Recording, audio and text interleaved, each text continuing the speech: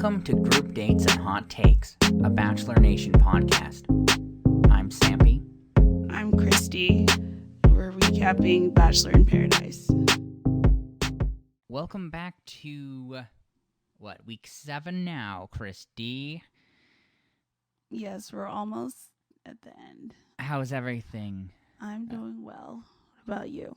I'm doing pretty great. What I was trying to ask you is, what the heck is going on out there in Bachelor Nation? I know you have a couple tasty tidbits for us. Yes, well, one of them you might have already seen, but we have a new host who apparently was the Bachelor before I started watching the show back in 2004, 2005. But his name is Jesse Palmer. Okay. And he's done a bunch of hosting stuff since, so theoretically he should be good at this. Part of me is like, why? Why'd they pick him? Yeah. I mean, time was running out. They just started filming the new Bachelor season yesterday, so they had to pick somebody. Yeah, I know. It's just that, like, why wouldn't they have just gone with Tayshia, for example? Like, I feel like Tayshia's done a pretty strong job in her filling in for the past whatever she did. I didn't think that the combination of the two of them worked really well, but I thought that when she was by herself, that Tayshia did pretty well, in my opinion, and kind of was able to get some of that hosting experience. This is just a total first impression. I know nothing about him. I'm sure he's wonderful. I always... Yeah, I mean, I don't know. I always qualify that because I have no idea who these people are. It just seemed like they were like, let's just get a like slightly less problematic and younger and cheaper Chris Harrison so that we can just be done with this. That might have been part of the thought process. I mean, I think I heard they also wanted a man to host The Bachelor, so I don't know if he'll also be hosting Bachelorette in the future. So I guess we'll see. Well, as we know, it's very difficult for women to host things, and it takes at least 2 women to host a show that one man could do. So. It's understandable. No, it's like I don't know. It seems like from what I've seen, and maybe I just haven't seen the angry undercurrent, but it seemed like there was positive reception to Tayshia. It seemed like a lot of people like Tayshia in general. Yeah, I mean, I don't know. Maybe she'll get to host Bachelorette next year. I guess we'll see. I also don't know if she wants to be tied down to this show I guess for the next however many years having to host. Yeah, I mean, it just seems like, at least from a financial standpoint, it's like, seems like kind of a cushy gig. It definitely does. There's so little work being the host. Yeah. So in some ways, it kind of doesn't matter if they picked some random person because we'll only see them a couple times an episode. Why didn't they just choose like a really cute potbelly pig with like a little voice modulator that some random voice actor was just like, "Hey, contestants," and it just looks like the little potbelly pig is doing it. Like that probably would have been as effective. Yeah, but I guess they just need someone to stand there and look white. Oh wait, oh, you went there. Well, I think I just mean, it's true. this franchise hasn't been super enthusiastic. No, but I feel like he'll do a pretty good job. He's done stuff like this before. Apparently, he's like on ESPN like weekly with college football stuff. Okay. Well, I'm sure he's probably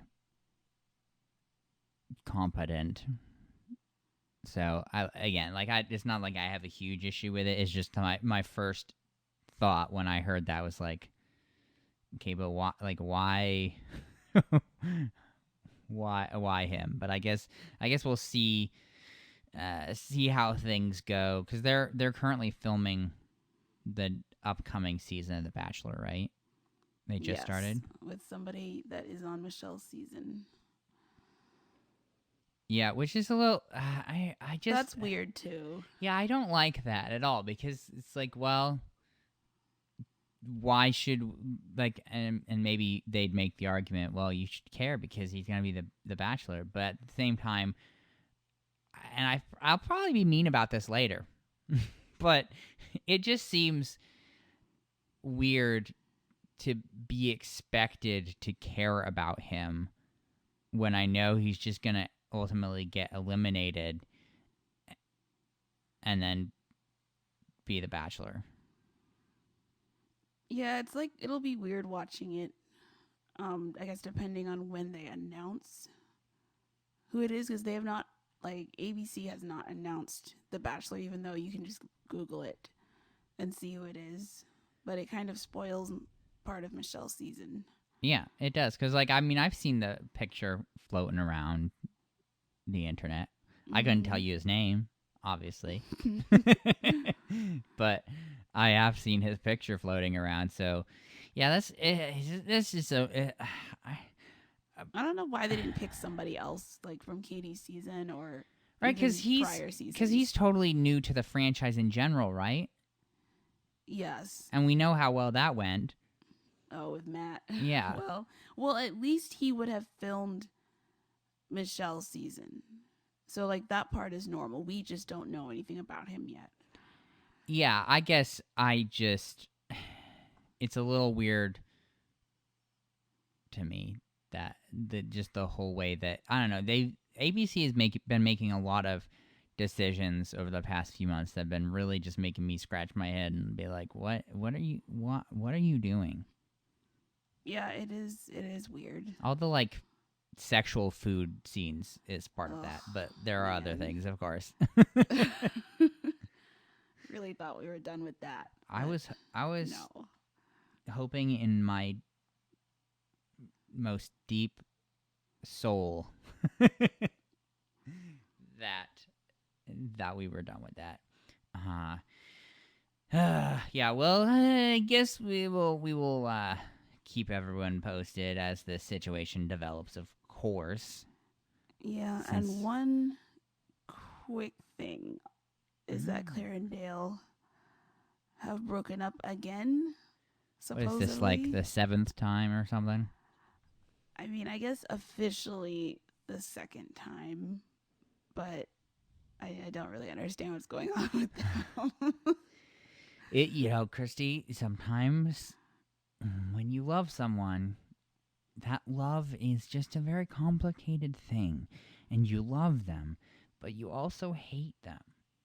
And you also formed a really potentially unhealthy relationship in an incredibly short amount of time that moved things forward way quicker than they ever should have. And perhaps that was even exacerbated by the fact that they made it even shorter than that because they left partway through an already short process. Yes, it was 12. It was 12 days. They got engaged after 12 days. Which, I mean, I guess they were just trying to throw back to the, World War I and World War II era of men going off to war and trying to get married before then. But doesn't seem to be totally working for them. No, I just they're just very puzzling to me. Christy would never make the same choices. No, I couldn't live like they do. Yes, I do not think that Christy is someone who'd get engaged after 12 days. No.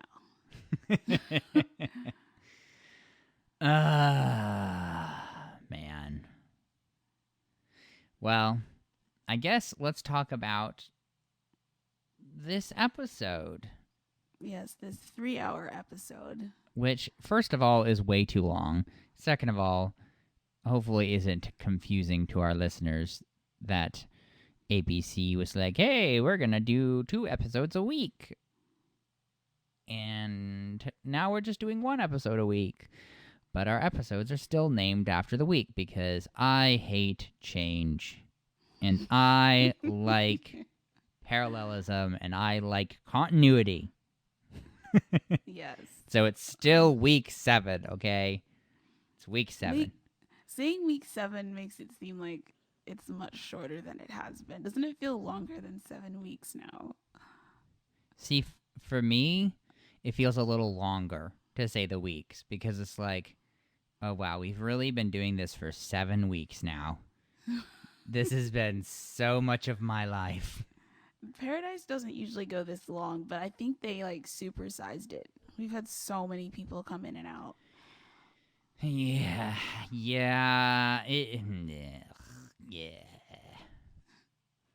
Anyway, let's get back to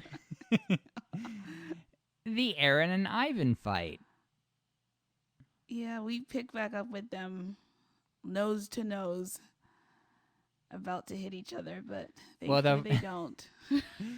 Though, even before that, though, I was just laughing so hard when they were far apart and Aaron was like yelling at him, and then they come together and and after like all of this, like, oh, what, you want me to come to you? I'm not coming to you, but they finally get together, and Aaron says something about how, I believe it was when Aaron was angry at him about how he had said that he wasn't looking to steal anybody's rose, yada, yada, yada, like all this stuff about Chelsea. And he said, I forget exactly what he said, but it was basically like accusing Ivan over something he said, like very specific. And Ivan's like, huh? What's that? Like, like he just, like it was the first time he was hearing of it, like really like trying to like act all innocent. I know what you're talking about. He's like pretending not to know the offense. Yeah, exactly. Like, oh, what did I do? What did I do? Huh? You're upset at me? I have no idea why. Yeah. I also loved how Aaron was like, I just can't help but get angry. That just sums up his whole entire Paradise journey here. Yeah, and even his experience on Katie's season as well. I think I know this is nothing new about just me telling Bachelor Nation people that they should just get therapy, but I'm going to continue that here today because it does seem like he goes to that place very easily. Yeah, it's like his first emotion. Yeah, it's at the surface. It's like, oh, they only had, they had sausage links and not bacon for breakfast. Angry. Ivan betrays me. Angry. Flight was a little late. Angry. Yeah, he's like constantly triggered. Mm-hmm. Yes, he is somewhat of a generally angry individual, it seems like, which is so funny because he seems like somebody who shouldn't be like that because he's very much what I would at least consider to be kind of a classic bro. Like he's just strutting around. He's like, bro, like bro, like bro. Just all of the like the vocabulary of a bro. If that makes any sense. And I hope it does. I'm not offending any of my close bro friends here, but it does seem to be like that, which is why I think it is a little strange to me that he does get so angry so easily and spends so much time being angry, because that personality, at least the stereotype of it, tends to be more like this go with the flow, sort of chill, maybe happy-go-lucky type situation that goes along with that. But no, he is just so angry so much of the time. Yeah, this was one of his angrier moments this season. Just he, he just couldn't. I mean, it comes to light that like he had reason to be angry, but before he knew that, he was just, it was a little over the top, the two of them going back and forth. And yeah, though I guess it is a little understandable to me, because at least as it progressed, because it did escalate pretty quickly there, and like there were a lot of people who were kind of dragging Aaron for the situation and being on Ivan's side, and like Riley at one point was up in his face as well. yeah, I'm guessing Aaron's past actions probably contributed to that, because it's like, oh, here he goes again. Oh yeah, yeah. I mean, he's sort of an angry boy who called wolf. Yeah. or the bro who called angry wolf. Yes. So then eventually we see Ivan trying to explain his side of the story, and he's like, "Oh, Chelsea asked to talk to me." Well, yeah, that's his whole line of defense here is that yes, he said he didn't want to steal anybody's rose or anything, but Chelsea pulled him, and so he's gonna say no to a beautiful woman wanting to have a conversation? no, of course not. No, you can't do that. However, the geniuses at ABC decided to roll the tape and show us what really happened. And Ivan was the one who asked Chelsea. Though I'm pretty sure. So we did actually see that happen, though. We did. I had just forgotten because it was last week. Me too. Yes. Yes, it was last week. I'm glad they reminded us. And I love this quote from Ivan saying, "Aaron looks stupid," when he's the one who now looks stupid. Yeah, I mean, Aaron only looked stupid there because no one else knew what had actually happened, and so. Yeah.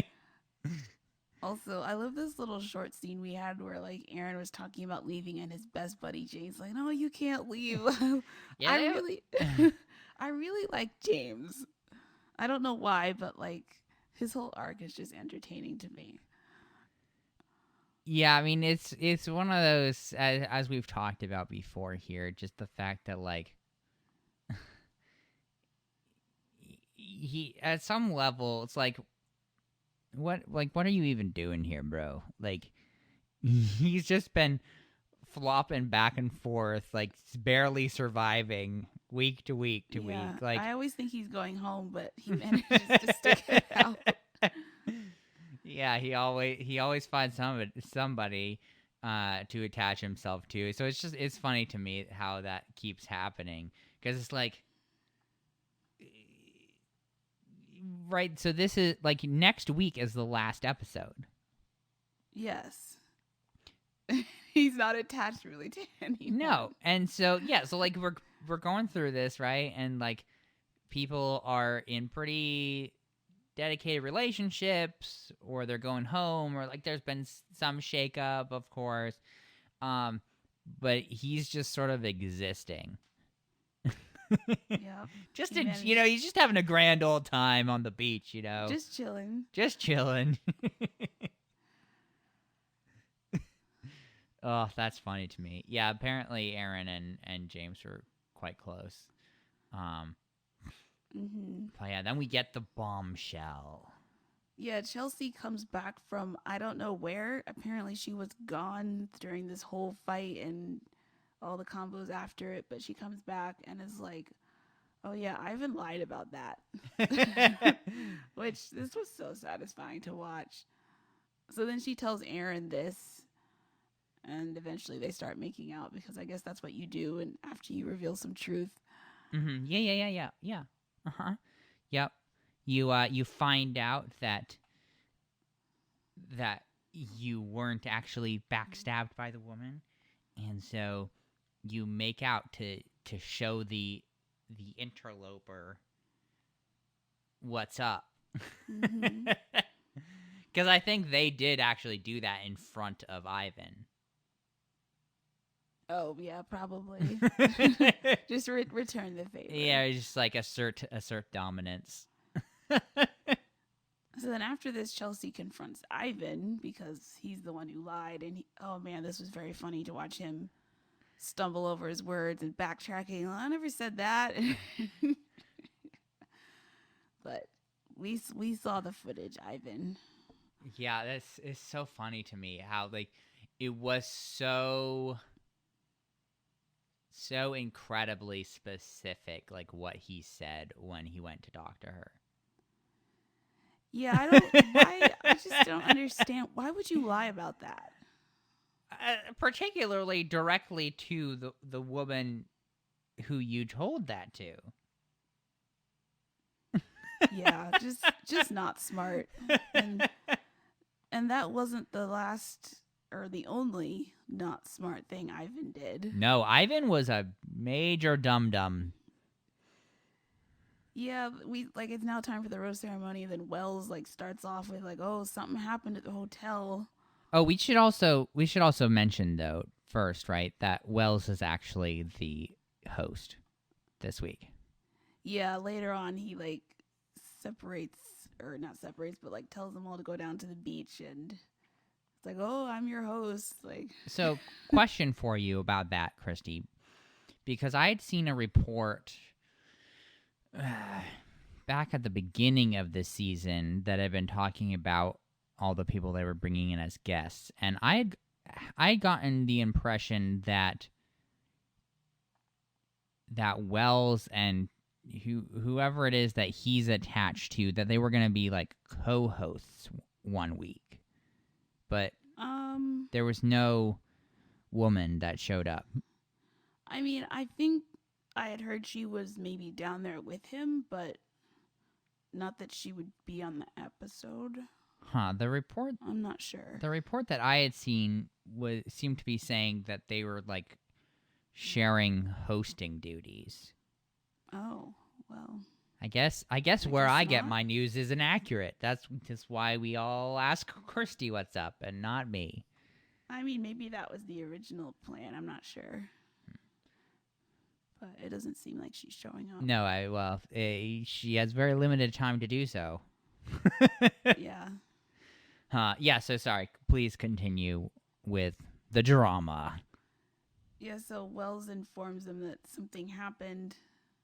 I guess during the one night, the whole cast went back to the hotel when the tropical storm came through. Because they were in danger. Yes, grave danger. Grave danger.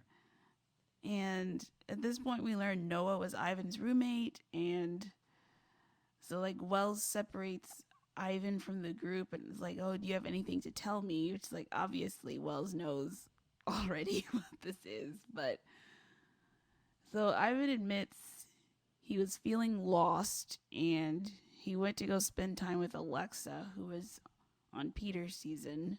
Well, so I guess to give a little context, maybe. So the storm was right after he had gotten unceremoniously dumped by Jasenia, right? No, that was a little bit ago. I think this was after Kendall, maybe. Oh yeah. It was after Kendall left. So he had this string of failures. Things were going great. He thought with Kendall, they had exchanged a rose and whatnot. And then she just couldn't stand seeing Joe be happy, and so she self-eliminated. So yeah, so after that, he was feeling all sad and alone and lost. They were gonna go into another rose ceremony, and he was gonna go home, and so that was the circumstances that led to this. Yeah. So he said there was a phone in his room. I guess that was a producer's phone with a screenshot of her room number. So how would that have happened? Because basically, from what he said, was a setup. Really? Because why? Like, what is the likelihood of a producer having a phone with a screenshot of her room just happen to be like there for him to see? Well, so I obviously don't know either way whether it was a setup or not. But from what it seemed like he was saying, it seemed like that it wasn't that the screenshot was of her room number. It seemed like he was saying the screenshot was the entire list of where everyone was staying, like the entire cast.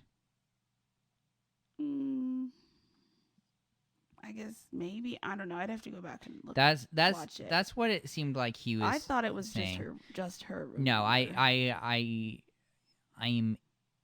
87.5% sure that it was the entire group.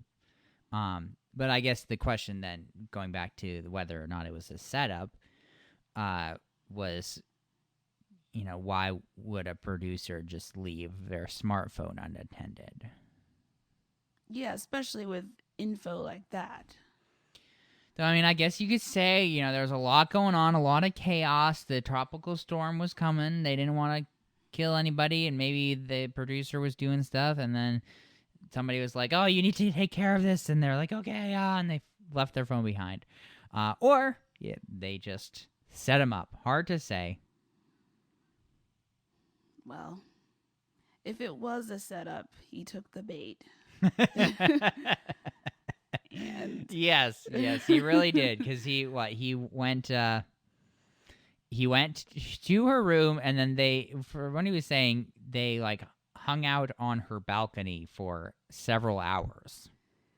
Yes, because Wells is like, oh, you need to come clean to everyone. So he goes back to everybody waiting at the rose ceremony and basically repeats it, and said he circumvented the rules. Just a little bit. Yeah, this is just like a bad move.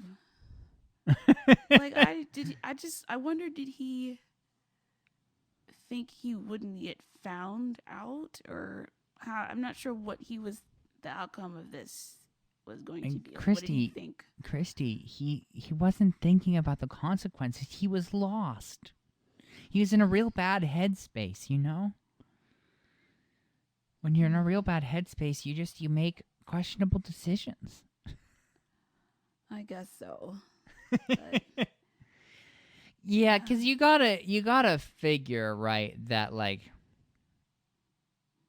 they have cameras around the complex, and I'm not just talking about like people wandering around with actual filming rigs on their shoulders. Like, I don't know if they were filming at the hotel. I feel like that should have been a pause in production. No, but what I'm saying is, you don't think that they just had like security cameras around the complex that they had access to, and just saw him like tiptoe to his like tiptoe out of his room, and then like tiptoe down the hallway, and then like the security guy sees him in the other building like tiptoeing and quietly knocking on this door, and the security guy's like, producers, I think you want to see this. Also, like, what about Noah's role in this? Noah had to have seen him sneak out and sneak back Well, in. from what he said, he was still there when he went to sleep. Whether or not Oh. that was just a blatant lie or not, I don't know. There is also the question too of if Alexa just ratted him out, because That is a possibility. that's a possibility as well. It's just it's a little unfortunate from my perspective, at least, to like be Alexa, just because, right? So she's just been hanging out like by herself the entire season, right? I think they do stagger people's arrivals Okay, somewhat. so she only would have been there for maybe a couple weeks quarantining. Perhaps, I guess. I mean, we're almost at the end, so maybe they brought her in like 10 days ago, not knowing exactly when they would bring her on or something. Well, spoiler alert, they did not bring her on. So I No. suspect she was given the boot. Yes, Ivan sunk both of them. Well, maybe they can find love together outside paradise. I mean, I guess that would make it worth it. Or maybe she will never forgive him for getting her booted off the show. But then the other angle to this is that, so after this hotel visit of his, seems like he likes Alexa, but then like now he's going after Chelsea. Yeah, it was really weird, weird progression of things, because he was saying that like Alexa was somebody that he had actually, like we've had throughout the season, we've had people being like, "Oh yeah, I was coming to paradise, and I was really hoping that so and so would be here." From what he was saying, it seemed like Alexa was that person for him. Mm-hmm. So yeah, I mean, it makes no sense, his behavior in general. Unless he was just using Chelsea and hoping that he would get her rose so he could last until Alexa arrived. I mean, maybe thinking that he wouldn't be caught, or they wouldn't be caught, and so she would be in at some point, and so he just needed to like get a rose until she got there. I mean, I guess that's a possibility. Yeah. Just a weird situation. But he gets to go home. Yes, he leaves. What did you think of this quick little scene with him and Riley, and how disappointed Riley was? I don't know what to do with Riley, man. I just I feel like Riley made it like a big huge deal. I don't know if I should like read too much into that, but I didn't know if he meant like, I don't know, just basically like men like us can't act like that on TV. I don't know if that's like what he meant or not, but that's kind of how I. I mean, it. he kept telling him that, like, he was like, you have to be better. Mm-hmm. He was so disappointed in him. Yeah, like cut away when they like went back to the rose ceremony, and Riley's just standing there like doing weird things with his mouth and like frustration. Oh well. So yeah, we have the rest of the rose ceremony, and basically the same people give each other roses that they have been before. The three people who go home are Dr. Joe, Damar, and Blake, because Tia gave her rose to James. Yeah, because James showed that he really cared. He made a grand gesture. He made an effort. And she likes grand gestures. Mm-hmm. You know? And, well, James may not make her downstairs dance. He does know how to give a good gift, apparently. Apparently, yes. Huh. Yeah. And, of course, Dr. Joe is going home with his, not my Brandon. Oh, That is this one is of the just really hard for me to funniest. process right now. You're saying my Brendan did this to you? My Brendan? My Brendan? Yeah, That was the most like disaster of a date ever. I know it started so well, and then it really went off the rails. Yeah. Well, we do finally figure out here, then find out that he is their guest coach, which again, like, I, I don't understand this at all, Christy. I don't like why should we care? Like, seriously, why should we care? I mean, he didn't show up any more than he has in all the other episodes. No, they just needed somebody to deliver the whole like, oh, you need to start thinking seriously now about what this will look like in the real world, which is the same speech they give every season They on could have had Paradise. anybody do that. They could have I had mean, that poor little taco lady. Or the witch from later, like whoever. Like, well, I do you mean, have to like make this designation when it has zero significance or effect on anything? I mean, Wells was already there, so I guess they figured it's the end of the season. We don't need to bring in an extra guest host. So, Except I don't know who's going to be hosting next week. oh, I think they showed in the previews. It's Dean and Kaylin. I don't know who those people are. Oh, well, Dean was on Rachel Lindsay's season of The Bachelorette, and Kaylin was Colton's season, I think, and they got together on Paradise a couple seasons ago. Okay. Well, I guess that answers that question. Yep. So next we have this weird like detour with like Kenny and Mari like having drama again, and I don't know or understand what happened, or it's like, oh, something's missing emotionally is what Yeah, Kenny something's says. missing emotionally. And they have like this talk where he's like, oh, I feel like you backed off the last couple of nights. Do we need to pump the brakes? Like, there's just no explanation for where this came from at all.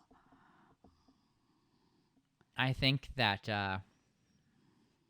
it had been like 12 hours since they'd last been in the boom boom room, and that's how they were starting to get confused because, you know, Kenny's like, I don't know, we haven't been in the boom boom room in 12 hours. Like, does she even like me anymore? I don't know. Oh, I mean, that's my theory. That's like the only explanation, I guess. But wow, that's not really a great foundation for a relationship.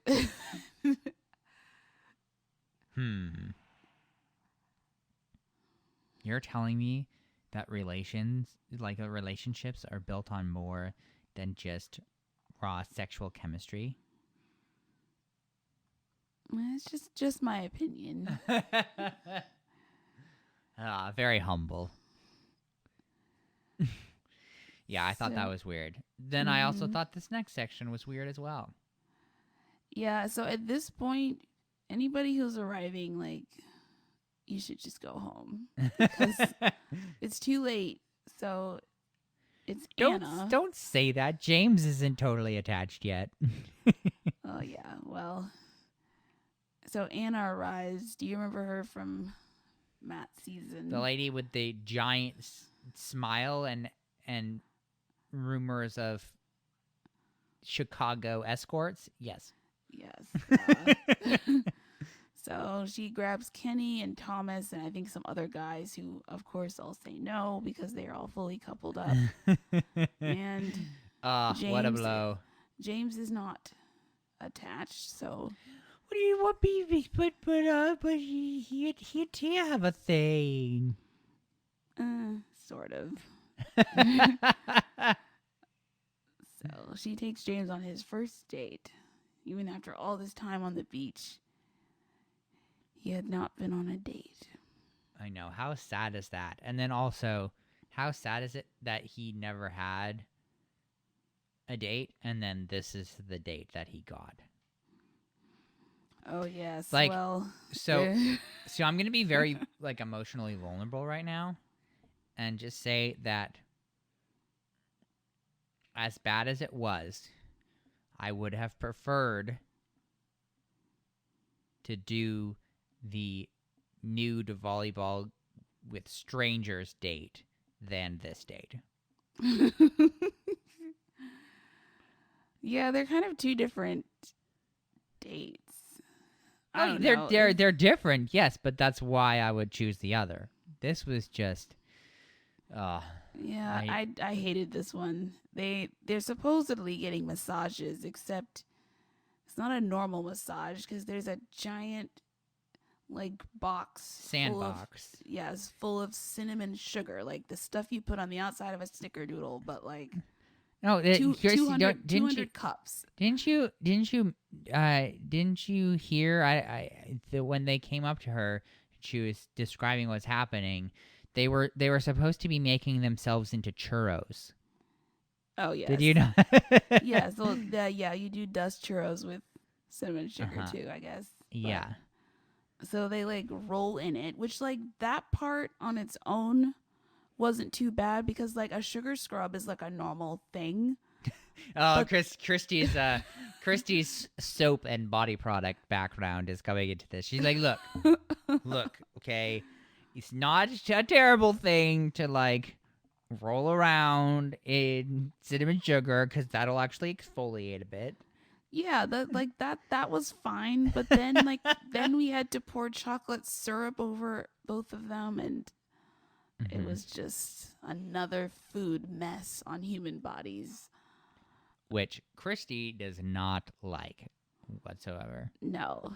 And then as if that wasn't bad enough, then we bring in snakes.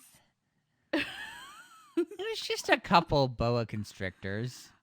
Did she say what kind they were? Yeah, they're just boa constrictors. The kind that'll literally like constrict you to death. Yes, but that's only if they haven't eaten in a couple weeks. Oh, I don't know that I put enough faith in that statistic. Yeah, no, seriously. Like, as long as you feed them regularly, you're fine. You just gotta be concerned if you have a boa constrictor and it hasn't eaten in a while. It's probably planning on eating you. But how would you know if it is eaten recently? Because people have them. That's what I'm saying. You don't. These were not snakes that they went out into the jungle and caught, Christy. These are I know that.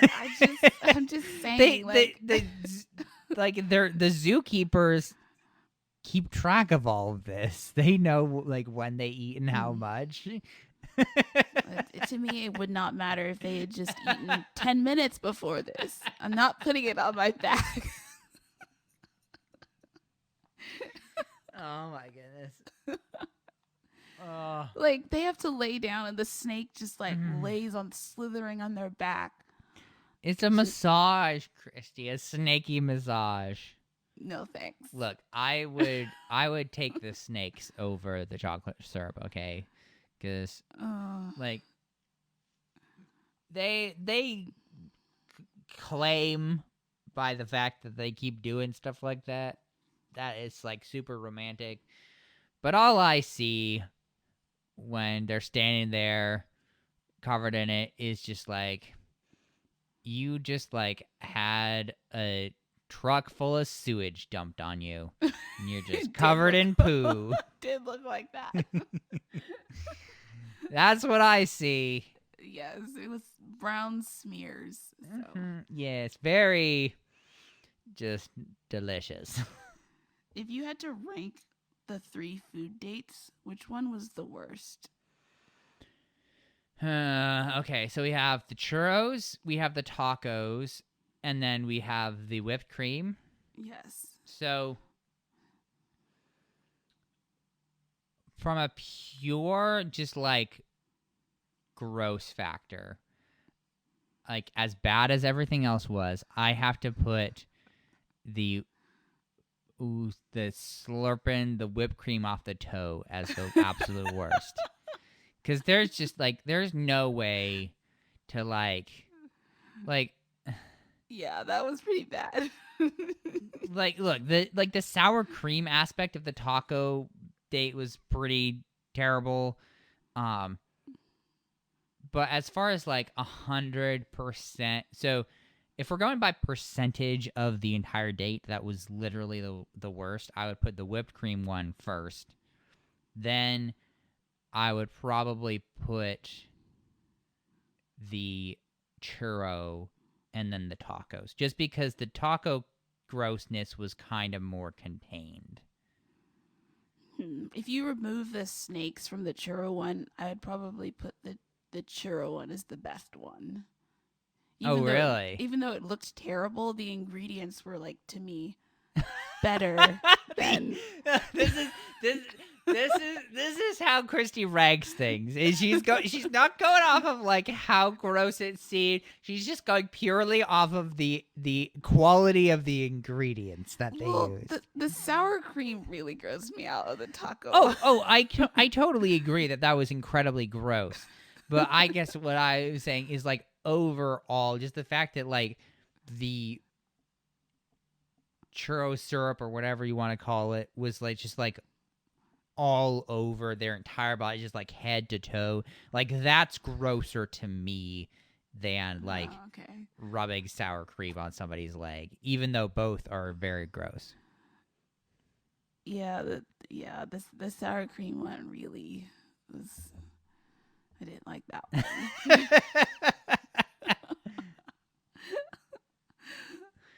I still, I just never forget that poor little Mexican lady just standing there as Kenny takes the taco off of Mari's breast. And she's just lying there. I wonder if she knew what she was signing up for. I don't. Her boss was like, "Hey, just take these couple people from the Bachelor in Paradise production. They're wanting to have them make tacos as a date, and then they get there, and the producer's like, so you know that they're like, they will be the tacos, right?"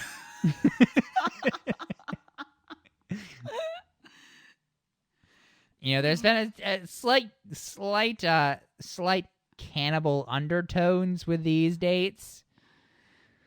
Yeah, let's hope these food dates stay in this season of Paradise and don't transfer over.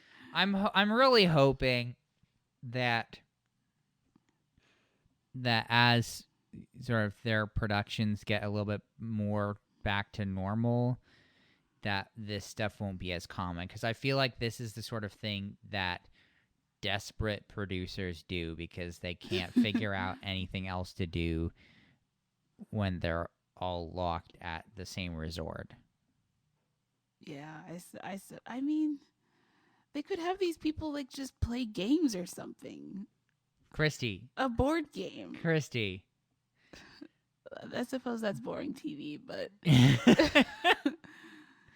you get shoots and ladders. Oh no, I've gone back to the beginning. Ah. Yeah, I don't think that they are necessarily all that creative when dealing with more limiting circumstances. So I hope, because you were telling me, right, that Michelle's season is a little less restricted, right? Yes, they traveled at least once or twice, and they traveled for the final episodes also, so we won't be stuck in one spot for her season. Well, thank the Lord for that. I guess let's move on from that grossness back to... Yes, the next thing we see is... What? I was just going to say that, so this whole situation, again, as you were saying, bringing people in this late is just, it's terrible for everyone. It's, awful. So McKenna comes in, yes. Who I guess she was one of the people that, when Titus was the host, and he had like that party. Wasn't that what he said? Was that like he was gonna bring in some extra people, and if they made a connection with somebody, they could like basically join the season, Yes, she was which is what happened with what's her face, Chelsea. right? Yeah, because she made a connection with Aaron, and they let her on the show. But so McKenna was actually at that party, right? Yeah, they just barely showed her though. Yeah, I mean, it was because she wasn't involved in anything super blatant, like the making out in front of Jasenia. But yeah, I was just gonna say like about this whole thing. So right, so just like before with Anna, like McKenna's trying to find somebody who won't reject her. And so first of all, the whole asking Aaron, and he's like, "Yeah, let's chat real quick." Like, what in darnation was that? Like in terms of a response? Well, I think he didn't want to reject her in front of everyone, so he's like, "Well, let me pull you to the side." Yeah, and but it's then, just like how does that really make any difference? I mean, it really didn't because at that point she had like talked to all the other guys who were Yeah. already paired up, and Uh-huh. Aaron was the last one, and he says, "Nope, I can't." He says like he wouldn't be able to put himself completely there for her or something, Yeah. and then he leaves, and Which she starts crying, which can I I just? felt bad for her. I mean, yes, of course, we felt bad for her. I just want to put that out there first before making light of the situation, because I just lost it. I thought this was the most hilarious thing how they edited this together, because McKenna's down crying at the beach, like, oh, so and everyone else is like up at the bar or whatever, the eating area, talking about it. And I'm like, oh man. And James is James is like, she's not upset. And then Tia like looks over the edge of the hut towards the beach and is like, she's crying. She's crying. Yeah. I felt bad for her, but also it was just so funny how that was put together.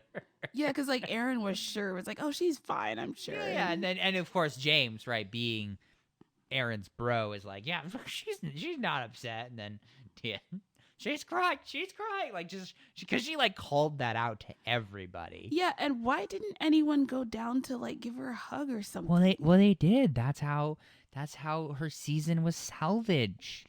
I meant any of the girls or something. Oh well, hey, They all knows? just like stood up there. I was like, "Oh, she's crying," and like, I mean, weird. Christy, would you have done anything differently had you been one of the girls up above?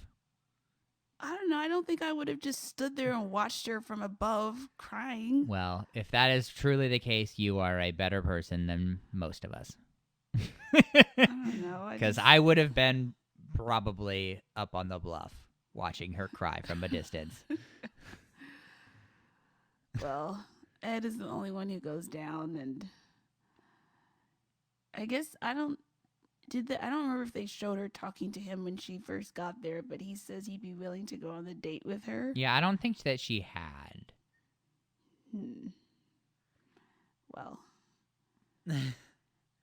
So yeah, she's like, "Oh, I want to go home," and he's just like, "But what if?" Yeah, Which is weird. Well, yeah, it was very weird to me, particularly because,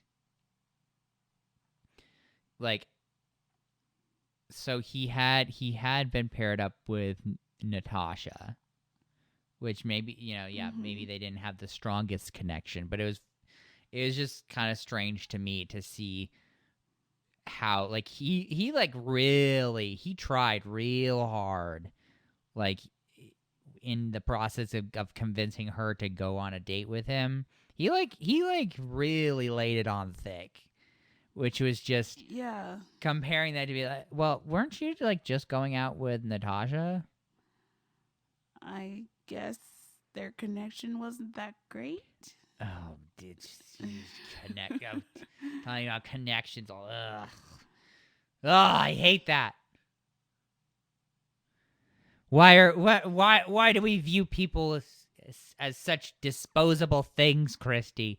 People are so full of value. That's true, but on this show, This show, everyone's just a steak a waiting to means- be a means to an consumed. Ugh. Unbelievable. Did you want to talk about this date at all? There really wasn't much to it. They put on roller skates and skate to dinner, Mm-hmm. and then they make out. Eat dinner. Don't really say anything at all. Ed is really old. That's basically all I got out of it. He is, 37 or something? So old. Yeah, younger than Kenny. He looks younger, though. He than looks 37. very young. Yeah. Guess it's all those human growth hormones and steroids. Oh, wow. Note, I am not that this is a comedy podcast, and that is not my sincere belief or opinion, so no need to sue me, anyone. Yeah, it really not a whole lot of substance, but of course, once again, Natasha is left in a bad position, about to go home. Yeah. Ugh, poor Natasha. We next see this quick little scene of Joe and Serena talking about living in different countries and saying something about, oh, we'll go back and forth. So like, have they really talked about what it would mean for the two of them to be dating? Because we know Joe wants to be in Chicago. The answer is no. Okay, well, I guess we'll just table that for now. They talked a good game about needing to discuss it and didn't actually discuss it. That's par for the There was a lot of like, man, we're like a really strong couple, and everyone else fails because they don't have these conversations about what we need to do. But like, we'll succeed because we want to succeed. And that was it, really. Yes. Not really any progress. Yeah, so we move on and we see a priestess arrive to the beach who says she's here to clean energies. Yeah, so and I will clarify. According to Mari, who I guess does actually speak Spanish because she was translating some of what this woman was saying to Kenny. So she is a priestess or like a witch potentially, but whatever she is there specifically to clean Kenny and Mari's energies. Yes. Like, she said she had a special calling to check on them, which that calling is the producers, people. That calling is the producers being like, hey, I know this is your thing. Here's $500. Go do your like smoke candle thing. Yes, we need you to fix Kenny and Mari because we're afraid they're gonna break up. I just good. She's launched into this whole thing about they had to like acknowledge or respect, I forget the exact word, but like to just like acknowledge their passion. Yes, they need to increase passion. And so they did that by like Kenny had this like basically it was like a portable like incense holder that like probably was stolen from a Catholic church, to be totally honest. And he literally has this thing and it has like the incense or whatever in it, and he's like, waving it at her. So he like waves it like by her side, and he like waves it in front of her chest, and he like waves it behind her butt. Like, Yeah, I don't know how that's supposed to increase passion, but I maybe this is like a cultural thing we don't understand, or well, I think know. it's just like like she was talking about like an energy healing cleaning thing. I guess. Like the next thing was this candle that they both rubbed all over themselves. Mm-hmm. Yeah. And all of a sudden, all their issues are gone. Uh-huh. And again, just to go back to what I was saying earlier, I don't know if they exactly like said it out loud, but like as they were like sitting on a log afterwards or whatever, being like, "Oh wow, we're healed," and then literally like the gist of what they were saying was like, "Oh, we're gonna go to the boom boom room now." Like, I'm not even kidding. Yeah. And this like again, I like it's kind of it's a strange balance for us sometimes, I think, because you don't like we're watching this show and we're seeing these things happen, and things are funny to us and ridiculous to us, but we also don't want to like make fun of other people's cultures, but at the same time, like I don't know if that actually was somebody's culture. Yeah, that's why I was like, I don't like know. It struck me as something that very easily could have just been like this made up like tourist thing, just to make money for the people in the area. It was just I as this thing was going on, Thomas is like watching from a distance and like this is the most important thing that will ever happen to them.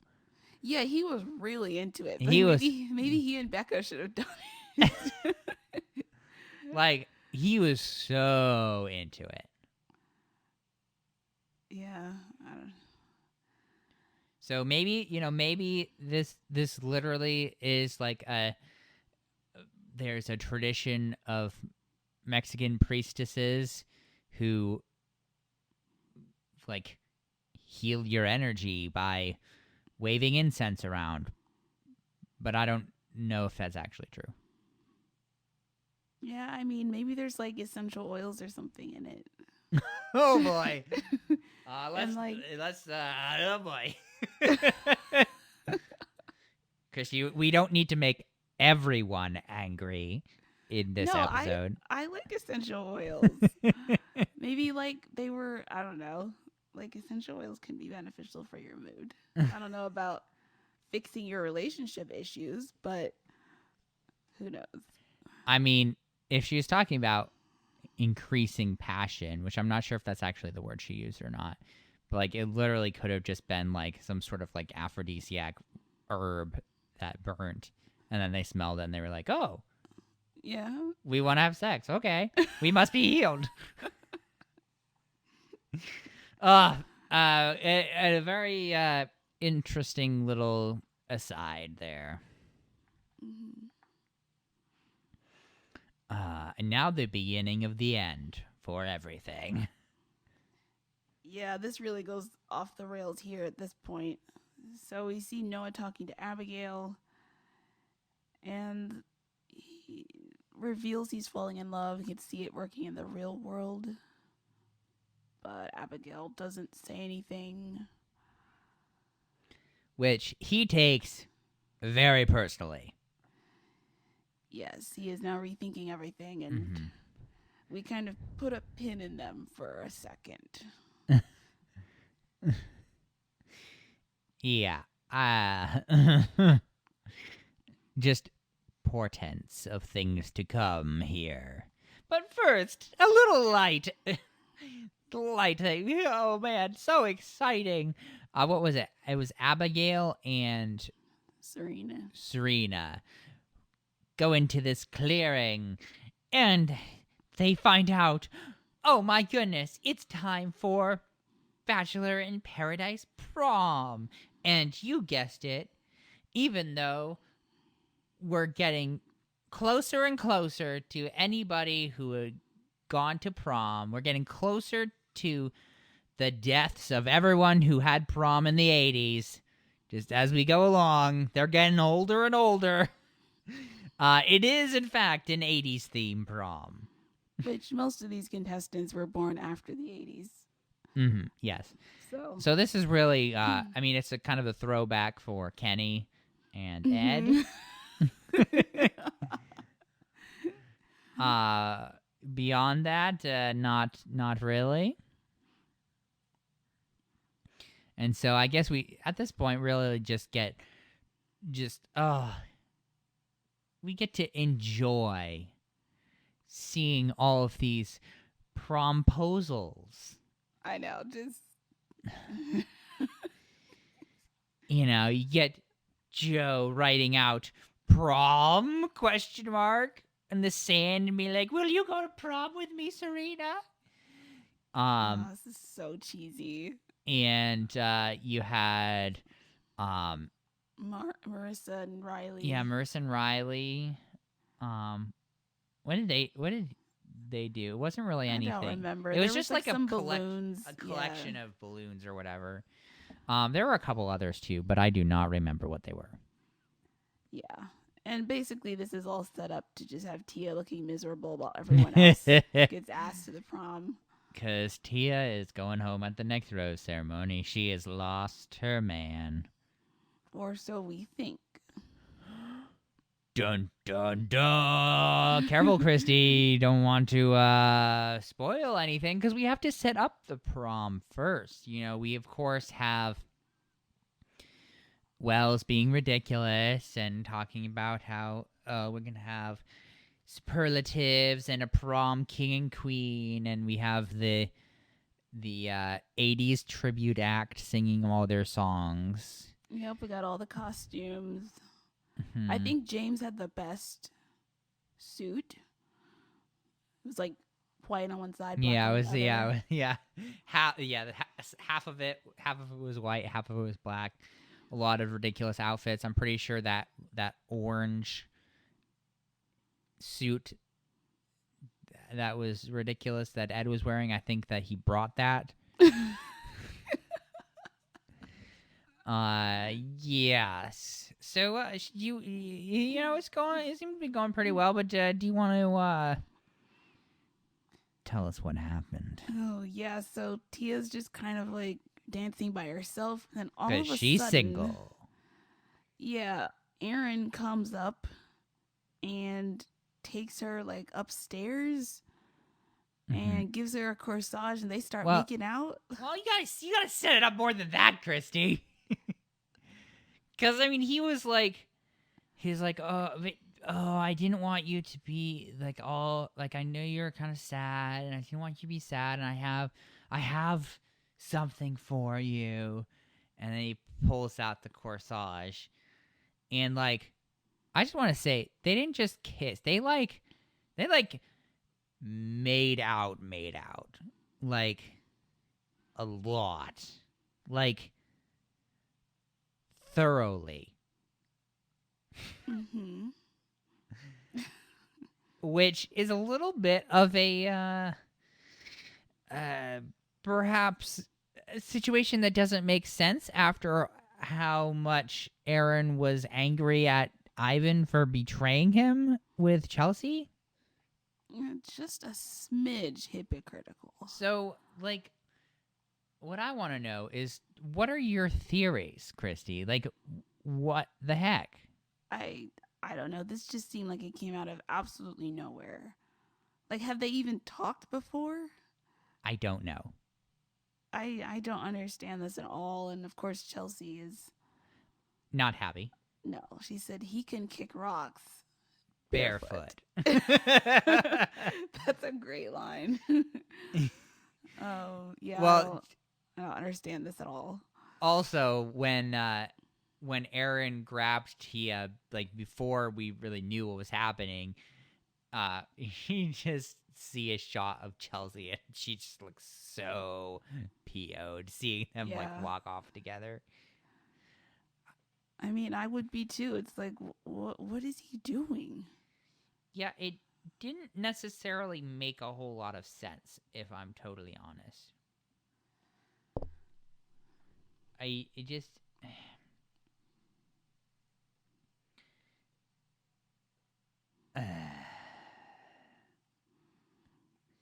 Yeah, I don't have an explanation. So Yeah, I don't even know what to say. We are speechless, everyone. Like, this was just after how much Thomas has been triggered and the amount of time he spent just angry at like perceived injustices and slights, whether it's the history he had with Thomas and how he views Thomas as a scumbag, or how he views Ivan as a scumbag for doing that. Like after everything, this is what he does. What?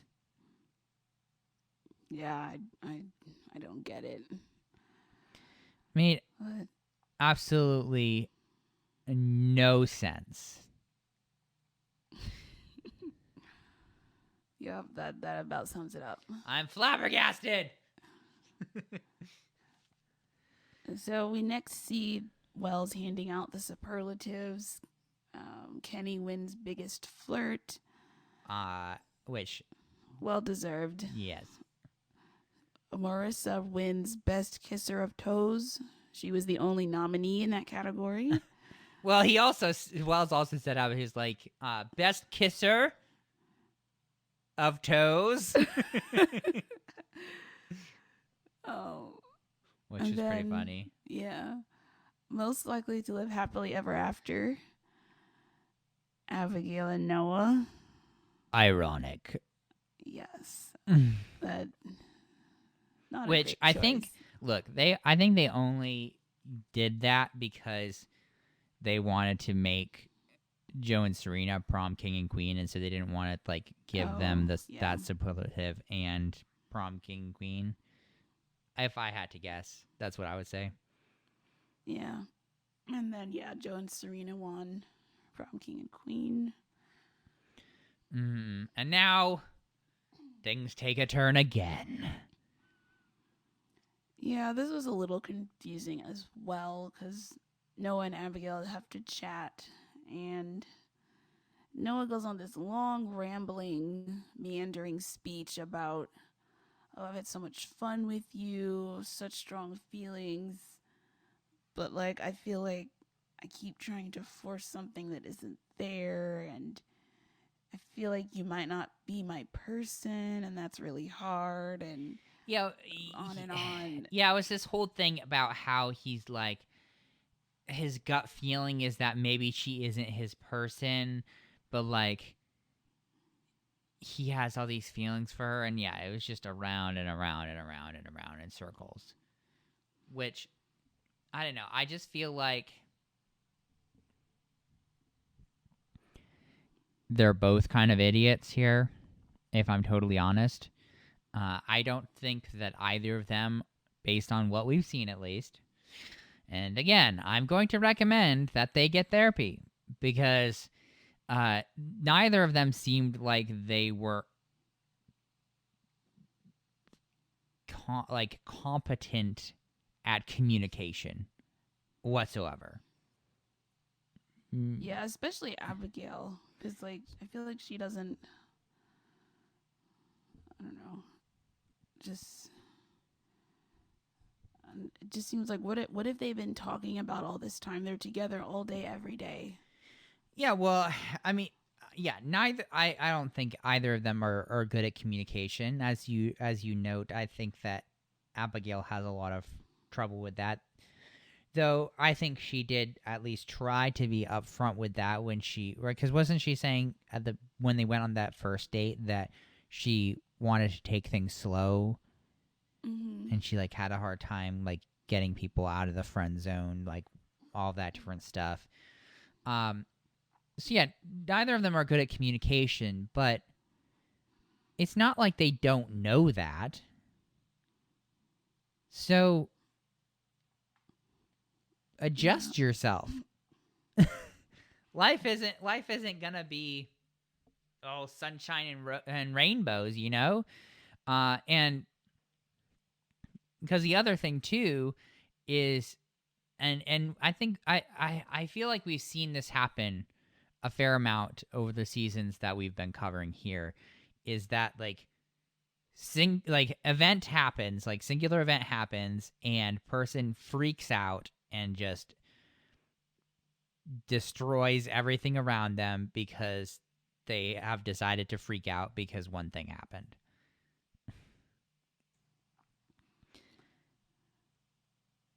That seems like it's happened a handful of times. But also, I'll have to watch back and see if I can find where this is. But at one point during an ITM there, like before Noah like said all this stuff to her, but after he had been like, "Oh, I'm falling in love with you," she had said something to the effect of, "Oh, like I hadn't realized that he had like said that he was falling in love with me." Yeah, I And totally missed that.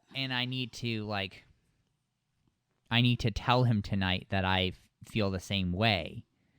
So I think that she was just like not really paying attention, or like not, because I don't know what it's like having a cochlear implant in terms of what like the fidelity of your hearing at that point is, and whether like that contributes to like, again, I just don't know, like if you get a cochlear implant, would you be hearing exactly the same and as well as somebody who just had their regular hearing? And then so there's that question, and then also just combined with maybe she just wasn't fully paying attention. And so I don't think based on that, and please everyone email me if I'm wrong. Just tell me that I am just making stuff up. But it seems like she didn't realize until after the fact that had happened, and then she didn't put her feelings into play soon enough to contain the situation. Yeah, and then Noah thinks, oh, she doesn't feel the same way, so I guess we might as well end it. But then she's like feeling blindsided now, and well, yeah, because he had said that he was falling in love with her, and so like in her mind, then it's like this. There's this discontinuity between what he had just said, like the previous evening or previous night, and then what he's doing now. So, of course, she's upset now. yeah, it's also like shows how flawed this show is at the end, where it's like everyone feels this pressure to say love words when it's like they've been there for like less than 3 weeks at this point, and so it's just too soon. Yeah, right. Because the show requires a conclusion, and the conclusion is supposed to be, at least one couple getting engaged, right? I mean, yeah, they want that shot. Yeah. At the end. That's what the ultimate goal is. And so, as you were talking about previously with the priestess, like, yeah, I'd be willing to bet that the producers were like, man, it looks like Kenny and Mari are like not doing so hot right now. We need to like kind of fix things here, like make them realize that this is what they want to do, because like the engagements are supposed to be next week, and we want we want those couples because that's like our show is all about the love and the couples happening and everything. So it makes me a bit sad to just see how like everyone ties themselves into knots because they're like, oh man, we really should be getting engaged at the end of this thing because that's what the expectation is. And I mean, do they get some sort of bonus if they get engaged at the end? They get a fancy ring for free. Well, that's not the worst thing in the world, so there is a lot of pressure. Yeah, well, the pressure certainly got to them, and she takes off her corsage and storms off. Yeah, I'm pretty sure they're over. Yeah, and that's where we leave this episode. Yeah, it's a bummer.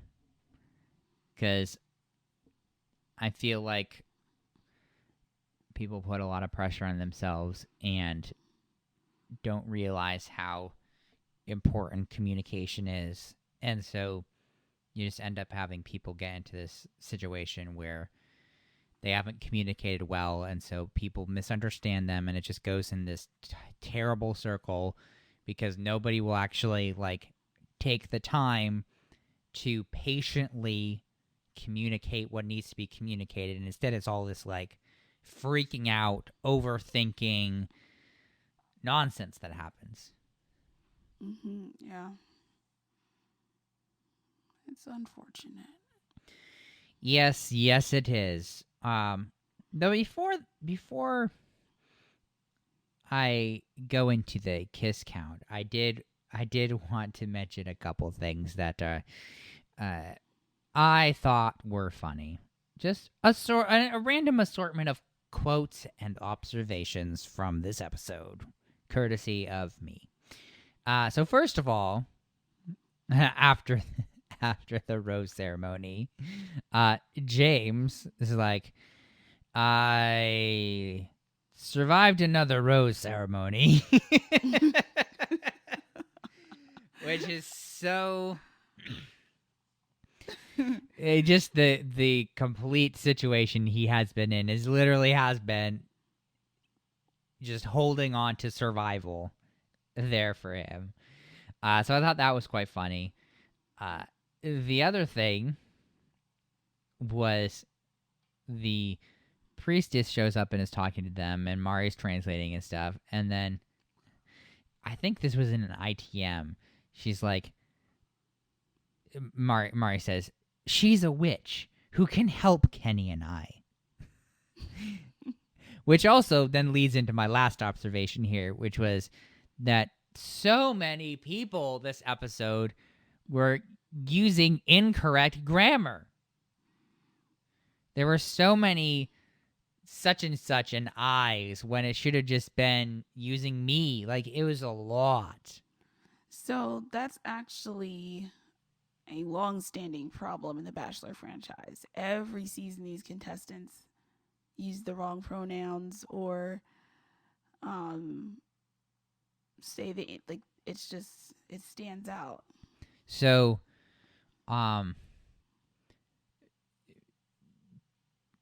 why? I don't know. But Maybe they should have a like, since they're trying to do all these spin-offs of like the senior Bachelor and like all this different stuff, maybe they should have a like Bachelor highly educated spin-off.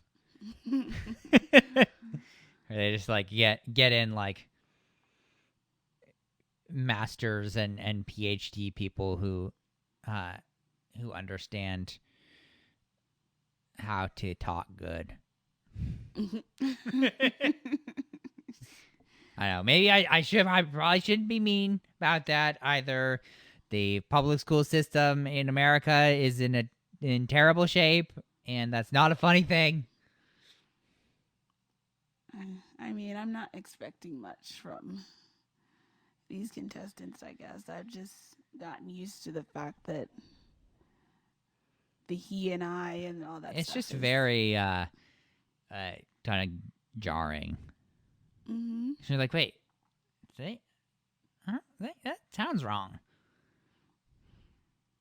Very strange. But I'm going to give the kiss counter now. I hope you're ready, Christy. I'm ready. We had one less than last week. 27. So, Good number. I mean, I guess if you like kissing.